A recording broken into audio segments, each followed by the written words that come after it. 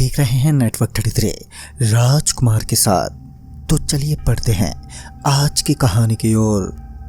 दोस्तों, मेरा नाम मोहित शर्मा है। ये घटना जिसने मेरी एक जिंदगी के सफर को एकदम से रोक दिया। इस घटना के बाद आज तक मैं रात में कभी भी सफर करने से बहुत ही ज्यादा डरता हूँ। यह बात उस वक्त की है जब साल 2011 का समय चल रहा था।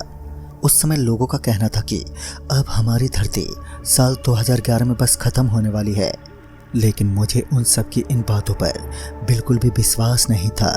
मगर विश्वास तो मुझे उन भूत प्रेत पर भी नहीं था। एक रात मुझे अपने पापा के यहाँ जाने के लिए रवाना होना पड़ा। रात का वक्त हो चला था। मेरे पापा का फ़ोन आया तो उन्होंने बताया कि उनके कुछ ज़रूरतमंद कागज़ घर पर ही रह गए हैं, तो मुझे उन्हें उनके पास लेकर जाना होगा। मैंने भी वही किया और उनके सारे कागज़ इकट्ठा किए और फिर उन्हें लेकर मैं घर से रवाना हुआ। चारों ओर अंधेरा छाने लगा। जब मैं गांव के स्टेशन पर पहुंचा तो मुझे एक आदमी दिखा। वह मेरे पापा का काफ़ी अच्छा दोस्त था। तो उसने मुझे तुरंत कहा, बेटा, इतनी रात को हमारे इस गांव का यह स्टेशन बिल्कुल भी ठीक नहीं है। गांव का तो क्या, इस पूरे गांव में लगभग 18 किलोमीटर तक सब कुछ प्रेत बाधित है। मैं तो ज़ोर ज़ोर से हंसने लगा।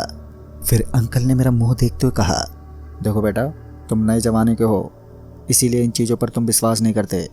मगर जिसके साथ ऐसे हादसे हो जाते हैं ना, वही लोग इनके बारे में जान पाते हैं और वही लोग इन चीज़ों पर सबसे ज़्यादा विश्वास कर पाते हैं। इतना बोलकर उन्होंने मुझे कहा, बेटा संभल कर रहो। अगर ऐसी कोई भी चीज़ दिखे जो कि हम इंसानों से कुछ अलग हो तो भगवान को ज़रूर याद कर लेना। उन्होंने मुझे एक चेतावनी दी, मगर मैंने इस चेतावनी को एक मजाक के तौर पर लेते हुए कहा, अंकल आप चिंता मत करो, भूत प्रेत तो मुझसे डरते हैं। फिर इतना बोलकर मैं एक बार फिर ज़ोर ज़ोर से हंसने लगा।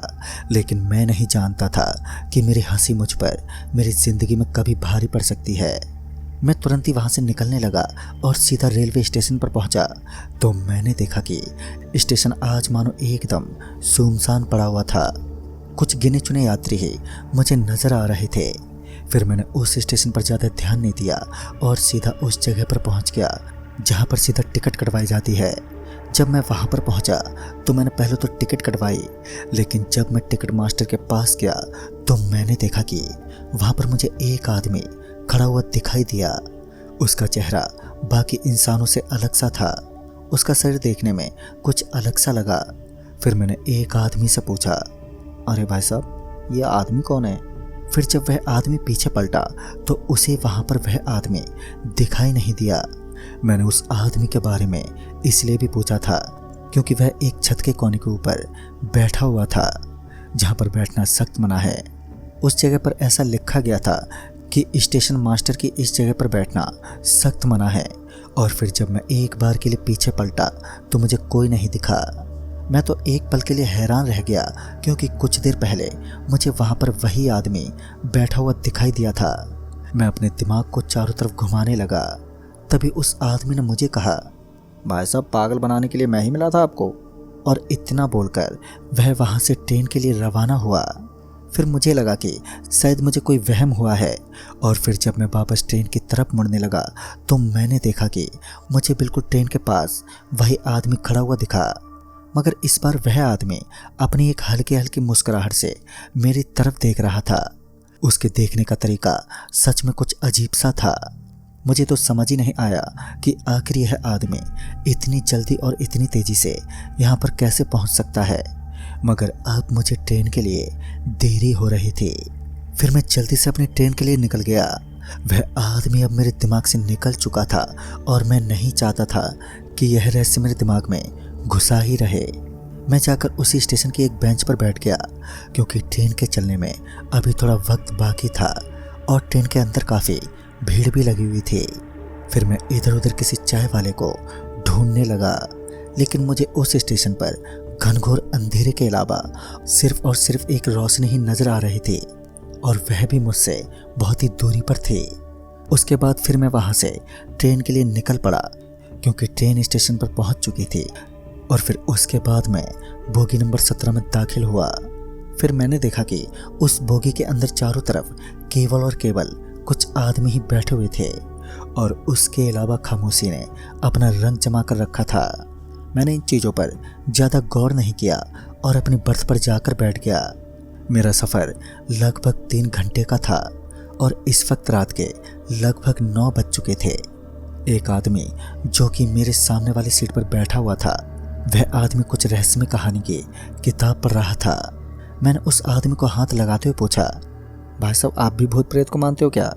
क्योंकि मुझे हर किसी से बात करने की आदत है और वही वजह थी कि मैंने उस आदमी को यह बात आखिरकार पूछ ही ली।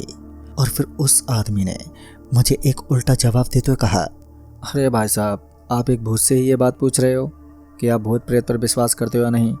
इतना बोलकर मैं ज़ोर ज़ोर से हंसने लगा, मगर जब मैंने सामने देखा तो मैंने देखा कि अब वह आदमी जो कुछ देर पहले मेरे एकदम सामने बैठा हुआ था, वह मेरे हंसने के बाद एकदम से वहाँ से गायब हो चुका था। एक पल के लिए मेरा तो दिमाग अब घूम गया। जब बाद में मैंने इधर उधर देखा तो मैंने पाया कि वह बोगी के बीच के रास्ते में खड़ा होकर इधर उधर घूम रहा था। मैं एक चैन की सांस लेते हुए वापस आकर अपनी सीट पर बैठा, लेकिन जब मैंने सामने देखा तो मेरा शरीर एकदम से कांपने लगा, क्योंकि वह आदमी अभी भी मेरे सामने बैठा हुआ था। उसके हाथ में वही किताब थी जो वह कुछ देर पहले पढ़ रहा था। सच में उस वक्त मेरी हैरानी की कोई हद नहीं थी, मगर अब भी मुझे भूत प्रेत में विश्वास नहीं था, क्योंकि इस बार मुझे लगा कि शायद वह आदमी मेरे साथ कोई बहुत बड़ा मजाक कर रहा है।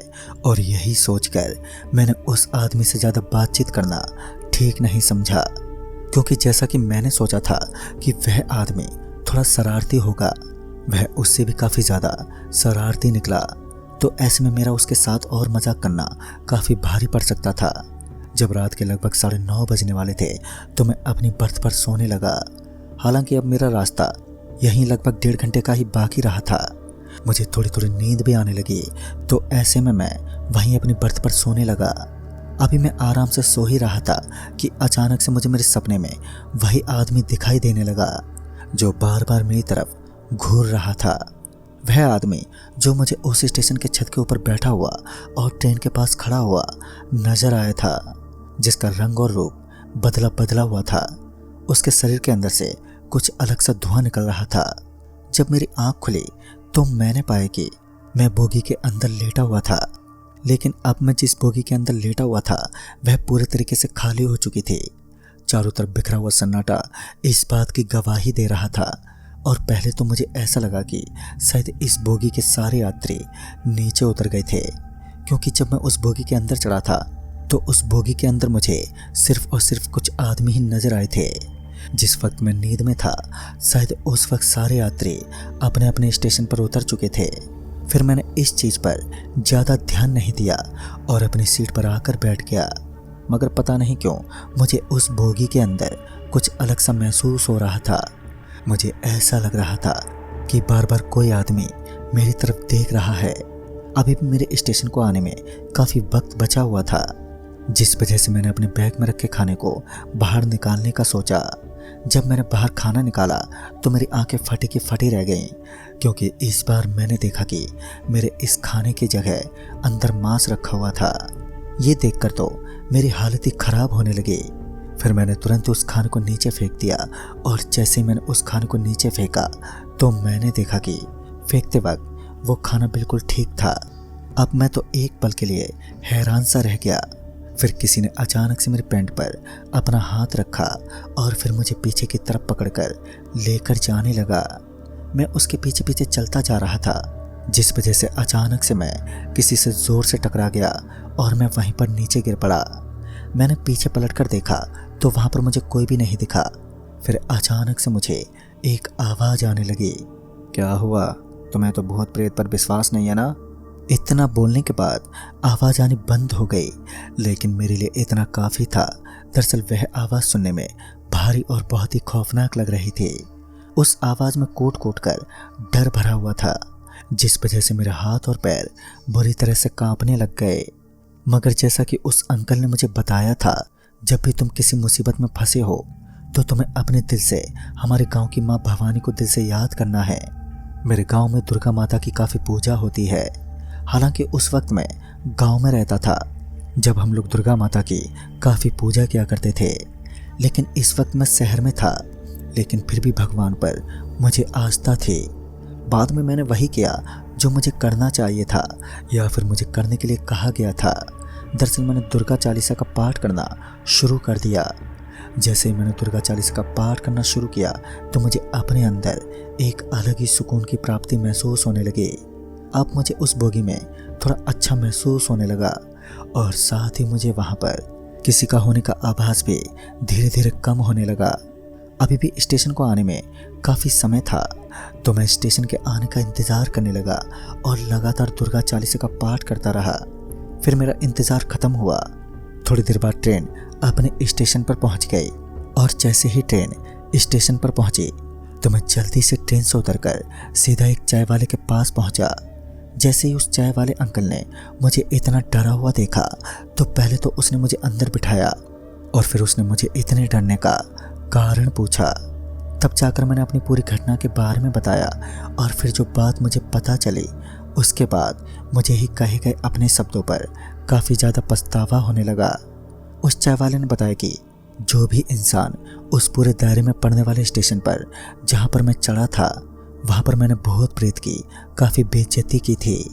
उस आदमी ने बताया कि जो भी आदमी भूत प्रेत की बेइज्जती करता है, भूत प्रेत उन्हें अपना एक आवाज़ दिलाने के लिए उसके साथ ऐसा व्यवहार करते हैं। इसलिए कहते हैं कि हमारे आसपास कभी भी ऐसी बुरी शक्तियाँ घूमती हैं जिनका हमें आभास नहीं होता, लेकिन वह अक्सर हमारे आसपास ही मंडराती रहती हैं। इसीलिए हमें सतर्कता बरतनी बहुत ही ज़रूरी है। तो दोस्तों, इस कहानी में बस इतना ही। तब तक के लिए बाय एंड टेक केयर।